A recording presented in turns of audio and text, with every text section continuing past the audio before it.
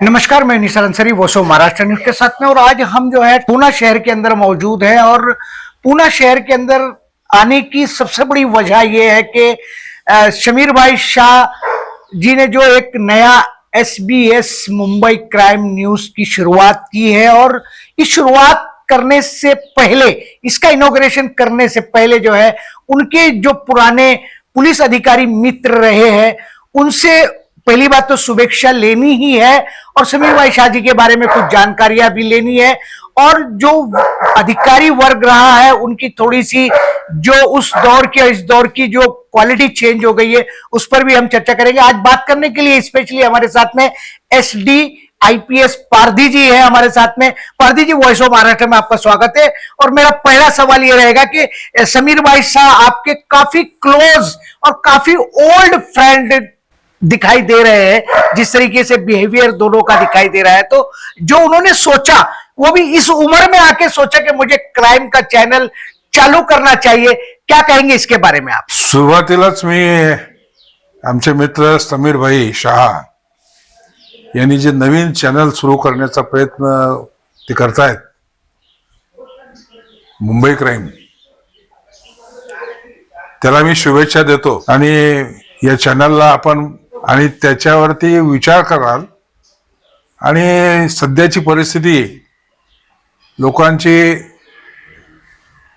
निर्माण झालेली गुन्हेगारी वृत्ती आणि त्यावरती जनतेचा म्हणा, पोलिसांचा म्हणा, राजकारण्यांचा म्हणा, कसा धाक राहिलेला नाही आहे किंवा त्याच्यावरची कारवाई, गुन्हेगारांच्या वरची कारवाई वेळेवर होत नाही आणि झाली तर ही कारवाई जबरदस्त जशी व्हायला पाहिजे तशी होत नाही।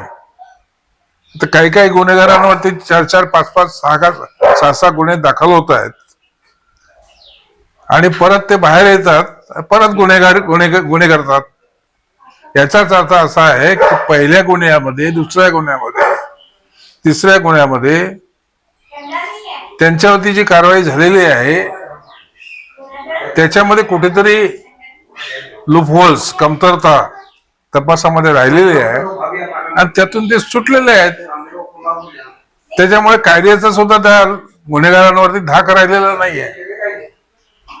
पोलिसांचा धाक हा केव्हा राहतो की जेव्हा त्यांना जनतेचं देखील सहकार्य पाहिजे आहे।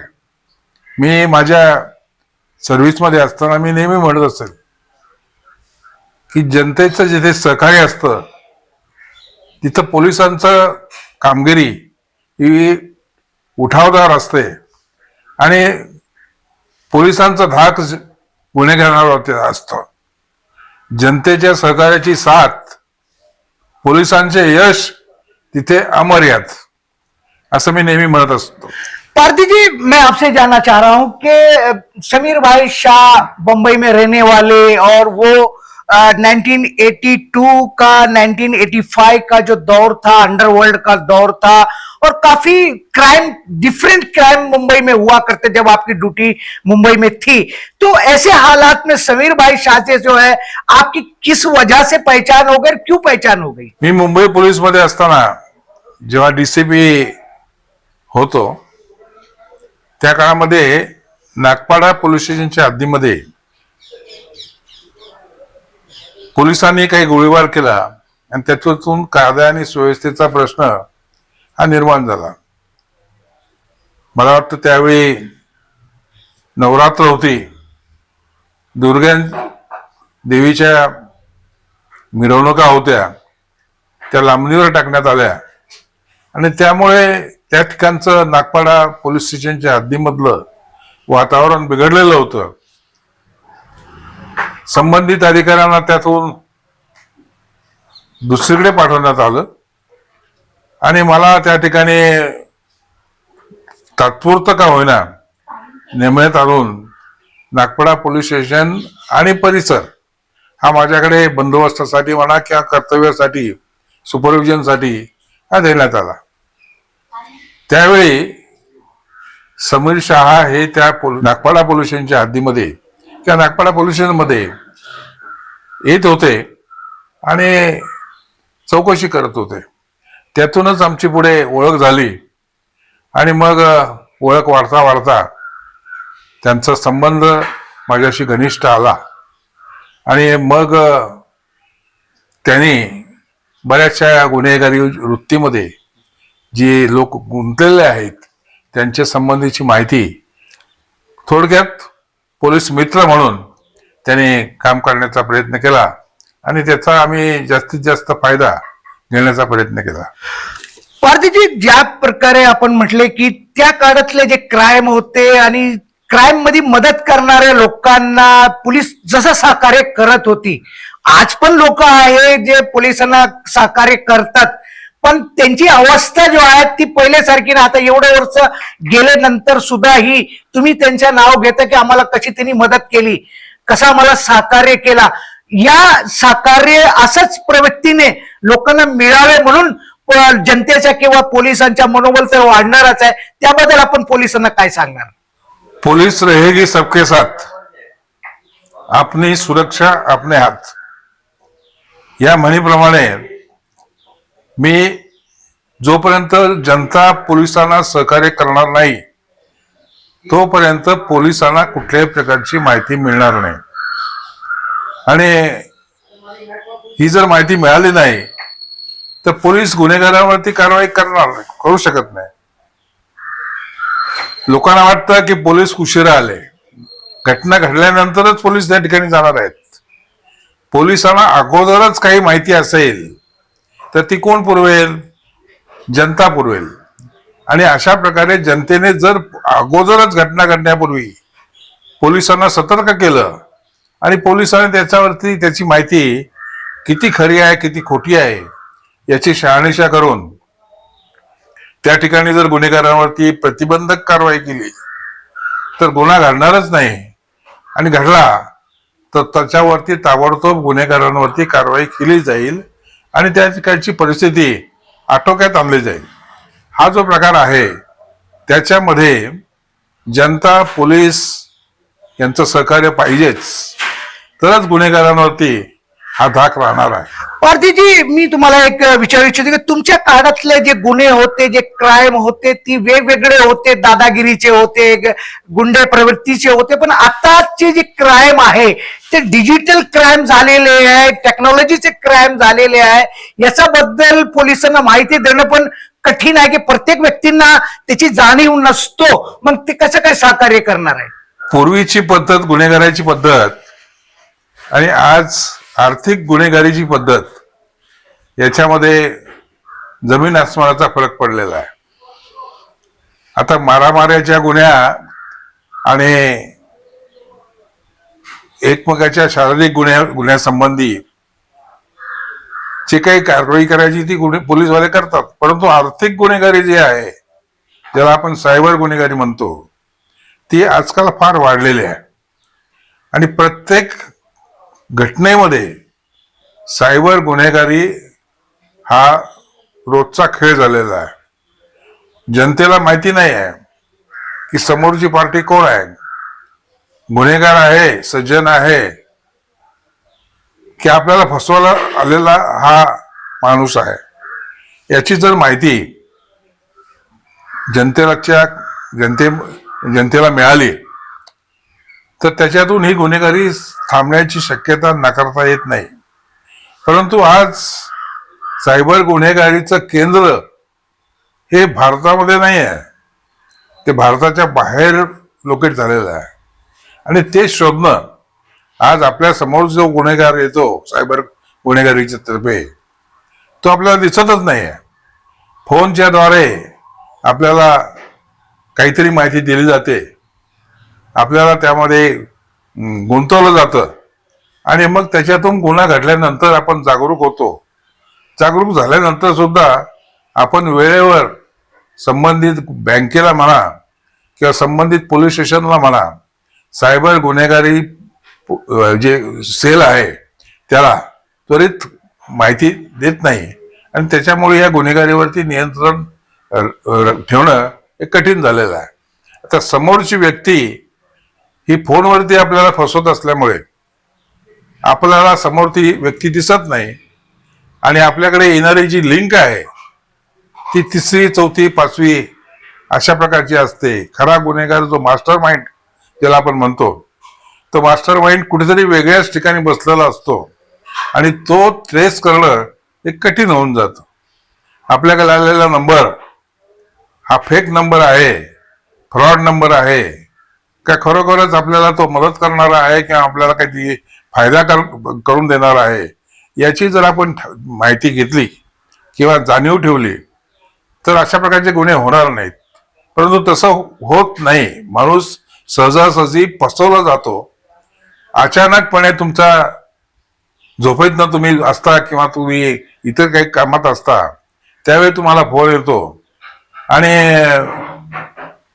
तुमचं काहीतरी सामान पोलिसने जप्त केलेलं आहे, कस्टमनी जप्त केलेलं आहे, तुमच्यावरती इन्कम टॅक्सची धाड पडलेली आहे, तुमच्या मुलाला कुठेतरी पकडलेलं आहे आणि त्यासाठी तुम्ही अशा प्रकारे आम्ही तुम्हाला मदत करतो, तुम्हाला असे पैसे तुम्हाला द्यावे लागतील, अशा प्रकारच्या वृत्तीची गुन्हेगारी जास्त वाढलेली आहे. आणि हे इतक्या मोठ्या प्रमाणात सुरू झालेलं आहे की शेवटी जनतेला देखील पोलिसांना देखील हे कंट्रोल करणं हे कठीण होत चाललेलं आहे. जनतेने सतर्क राहणं आणि पोलिसांनी त्वरित कारवाई करणं किंवा पोलिसांनी जनतेला सतर्क करणं हे महत्वाचं आहे. पारधी साहेब, ह्या विषय जो आपण घेतलेला आहे, जनजागरूकता आहे, सायबर क्राईम आहे, काय वाटतं की ज्या पोलीस ट्रेनिंग मध्ये जे शिकवलं जात होता, जे तुम्ही शिकून आले, तुम्ही ड्युट्या केले, काय वाटतं की आत्ताच्या काळाची अशी क्राईम बद्दल काय गरज आहे, काय बदल असा घडला पाहिजे की असे क्राईमवर आळा बसला पाहिजे? पोलीस ट्रेनिंग मध्ये सायबर क्राईम मध्ये पूर्वी सायबर क्राईम हा फार 1% सुद्धा नव्हता. त्यामुळे सायबर क्राईमच्या विषयी पोलीस ट्रेनिंग मध्ये काही शिकवलं जात नव्हतं. आता त्याच्यामध्ये फरक पडलेला आहे. आणि सायबर क्राईम म्हणजे काय, सायबर क्राईम वरती नियंत्रण कसं मिळवायचं, सायबर क्राईमच्या संबंधी जनतेला जागृत कसं करायचं आणि सायबर क्राईम जर घडला तर त्या निरपराध व्यक्तीला कसा आधार द्यायचा, त्याची गेलेली मालमत्ता किंवा आर्थिक झालेलं नुकसान याची भरपाई कशी करून द्यायची, या संबंधीची जबाबदारी ही पोलिसांवरती आहे. परंतु पोलिसांना देखील वेळेवर माहिती मिळाली तरच पोलीस त्याच्यावरती कारवाई करू शकते. नाहीतर गुन्हे घडतात, संबंधित व्यक्तीची आर्थिक हानी होते आणि ती हानी झालेली नंतर काही भरून येऊ शकत नाही. अशा बऱ्याचशा केसेस आजकाल रोज येतात. काही पोलिसला रिपोर्ट केल्या जातात, काही रिपोर्ट होत नाहीत आणि त्याच्यामुळे पोलिसांना कारवाई करणं मोठं कठीण जातं. पारधीजी, ज्या प्रकारे आपण बोलतोय, माझा मूळ प्रश्न असा होता की जे ट्रेनिंग पोलिसांना दिली जात आहे ते क्राईम बद्दल दिली जाते, याबद्दल आता शासनाने किंवा सरकारने अशा ट्रेनिंग मध्ये काय बदल करणं गरजेचं आहे की ते क्राईम आणि ह्या क्राईमवर कसा त्याला थांबवण्याचा प्रयत्न पोलीस करू शकतो? जर पोलिसांना त्या विषयाची माहिती किंवा ट्रेनिंगच दिली गेली नसतील तर ते बिचारे काय करणार? चांगला प्रश्न आहे. प्रश्न असा आहे की पूर्वीच्या काळामध्ये सब इन्स्पेक्टर लेवलला जेव्हा ट्रेनिंगला हे उमेदवार जायचे तेव्हा त्यांचं 2 वर्षाचं ट्रेनिंग असायचं. 6 महिने 6 महिने 6 महिने 6 महिने अशा टर्म्स असायच्या आणि त्या 2 वर्षाच्या काळामध्ये त्यांना डिटेल्समध्ये गुन्हेगारीविषयी, कायद्याविषयी आणि तपासाच्या संबंधी, पोलीस पब्लिक रिलेशन संबंधी ही माहिती दिली जायची. आणि त्याच्यानंतर परत 1 वर्ष जिल्हा लेवलला त्यांना ट्रेनिंग दिलं जायचं. आज हेच ट्रेनिंग व्यवस्थेमध्ये 2 वर्षाच्या ऐवजी 1 वर्षाचं किंवा 11 महिन्याचं करण्यात आलेलं आहे की ज्याच्यामध्ये ही सगळी कच्ची मडकी, ज्याला मी म्हणेल ती कच्ची मडकी ही बाहेर येत आहेत आणि त्याच्यामुळे त्यांच्याकडनं योग्य प्रकारे गुन्हे गुन्हेगार वृत्ती, पब्लिक रिलेशन्स आणि गुन्ह्यांचा तपास आणि गुन्ह्यांचा कायद्याचा अभ्यास हा वेळच्या आधी सखोलपणे होईल अशी गॅरंटी राहिलेली नाही. आजकालची वृत्ती फार खालच्या दर्जाची होत चाललेली आहे. मी असं म्हणेल की ही कच्ची मडकी आहेत. त्यांना जर पक्की बनवायची असतील, अनुभव द्यायचा असेल, तर ते ज्या ठिकाणी पोलीस स्टेशनला अटॅच आहेत किंवा ट्रेनिंगसाठी आलेले आहेत, त्यांना त्यांच्या वरिष्ठ अधिकाऱ्याने, जवळच्या वरिष्ठ अधिकाऱ्याने आपल्या जवळ घेऊन, आपल्या बरोबर फिरवून त्या एरियाची माहिती दिली पाहिजे. गुन्हेगारी कशी होते, कोणता गुन्हा कोणत्या कलमाखाली येतो आणि कोणत्या गुन्हेगारांवरती आपला वचक कसा ठेवायचा याची माहिती दिली पाहिजे आणि त्यांना शिकवण्याचा प्रयत्न केला पाहिजे. आज आलेला अधिकारी, पोलीस ट्रेनिंग कॉलेजमधनं आलेला अधिकारी हा पोलीस स्टेशनला अटॅच केल्यानंतर त्याला केवळ एक हातामध्ये काठी घेऊन, अंगावरती युनिफॉर्म घालून तुम्ही जर रस्त्यावरती फक्त बंदोबस्तासाठी वापरला तर त्याला गुन्हेगारीची माहिती होऊ शकत नाही, कायद्याची माहिती होऊ शकत नाही, तपासाची कार्यप्रणाली काय आहे त्या तपासाची कार्यप्रणाली त्याला समजू शकत नाही. आणि म्हणून त्या संबंधित इन्स्पेक्टरनी, एसीपीनी, डीसीपीनी आपापल्या पोलीस स्टेशनला आलेले हे नवीन उमेदवार जोपर्यंत त्यांना चांगल्या प्रकारे ट्रेन करत नाही तोपर्यंत त्यांच्यामधली गुणवत्ता ही सुधारणार नाही. सगळे झालेले नवीन उमेदवार PSI हे ट्रेंड असतात असं नाही आहे. त्यातील बरेचसे काही चांगले असतात, ते त्यांची ग्रहणशक्ती ही चांगली असते, परंतु सगळेच उमेदवार हे या खात्यामध्ये येतात ते वेगळ्या कारणासाठी येतात आणि त्यामुळे त्यांना जी एकदा सवय लागली की त्याच्यातनं ते बाहेर पडू शकत नाही. आणि म्हणून संबंधित वरिष्ठ अधिकाऱ्यांनी त्यांच्यावरती जातीने लक्ष देऊन त्यांना पोलिसांचा सायकॉलॉजी काय आहे, खालच्या कॉन्स्टेबलची, हेड कॉन्स्टेबलची आणि जनतेची, हे समजून घेण्याचा प्रयत्न केला पाहिजे, त्याची माहिती दिली पाहिजे. आणि गुन्हेगार आपल्या हद्दीमध्ये कोण आहेत, आपल्या हद्दीमध्ये कोणत्या प्रकारची गुन्हेगारी आहे आणि कोणत्या प्रकारचे गुन्हे पेंडिंग आहेत याची आणि त्याचा तपास किती झालेला आहे याची माहिती दिली पाहिजे. प्रत्येक अधिकाऱ्याला अशा प्रकारची बीट अंमलदार पद्धती जर दिली तर त्या बीटचा किंवा त्या एरियाचा अभ्यास करून त्या बीटमध्ये असलेले सज्जन माणसं किंवा सज्जन नागरिक, सामाजिक नागरिक, राजकीय नागरिक किंवा शैक्षणिक कोणी क्षेत्रामध्ये काम करणारे जनता असेल आणि गुन्हेगारी करणारे लोक असतील याची माहिती मिळू शकते, तरच तुमच्यावरचा विश्वास हा जनतेमध्ये वाढेल. तुम्ही जर जनतेमध्ये मिसळला नाहीत तर जनता तुम्हाला आपल्या एरियामध्ये कोण गुन्हेगार आहेत आणि कोणाचं काय चाललंय. आजकाल काय झालंय की शहरी वृत्ती वाढलेली आहे. पूर्वी ग्रामीण वृत्ती आणि शहरी वृत्ती याच्यामध्ये फरक होता. आता ग्रामीण भागामध्ये सुद्धा शहरी वृत्ती वाढत चाललेली आहे. आपल्या एकाच बिल्डिंग मध्ये कोण राहतो, आपला शेजारी कोण आहे याची सुद्धा एकमेकाला माहिती नाही आहे.